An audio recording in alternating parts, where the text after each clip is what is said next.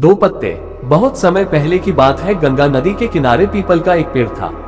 पहाड़ों से उतरती गंगा पूरे वेग से बह रही थी कि अचानक पेड़ से दो पत्ते नदी में आ गिरे। एक पत्ता आड़ा गिरा और एक सीधा।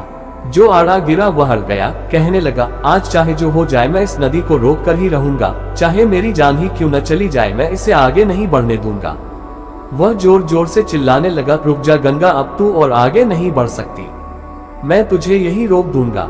पर नदी तो बढ़ती ही जा रही थी। उसे तो पता भी नहीं था कि कोई पत्ता उसे रोकने की कोशिश कर रहा है। पर पत्ते की तो जान पर बन आई थी। वो लगातार संघर्ष कर रहा था। नहीं जानता था कि बिना लड़े भी वही पहुंचेगा जहां लड़कर थका कर हार कर पहुंचेगा। पर अब और तब के बीच का समय उसकी पीड़ा का, उसके संताप का काल बन जाएगा। वही दूसरा पत्ता जो सीधा गिरा था, वह तो नदी के प्रवाह के साथ ही बड़े मजे से बहता चला जा रहा था। चल गंगा, आज मैं तुझे तेरे गंतव्य तक पहुंचा के ही दम लूंगा, चाहे जो हो जाए मैं तेरे मार्ग में कोई अवरोध नहीं आने दूंगा, तुझे सागर तक पहुंचा ही दूंगा।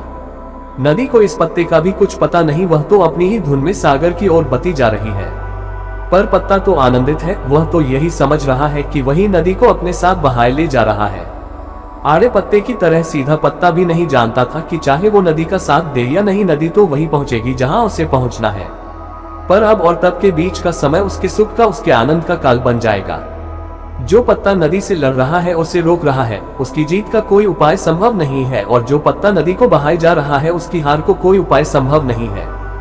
ओशो कहते हैं, व्यक्ति ब्रह्म की इच्छा के अतिरिक्त कुछ कभी कर नहीं पाता है, लेकिन लड़ सकता है, इतनी स्वतंत्रता है।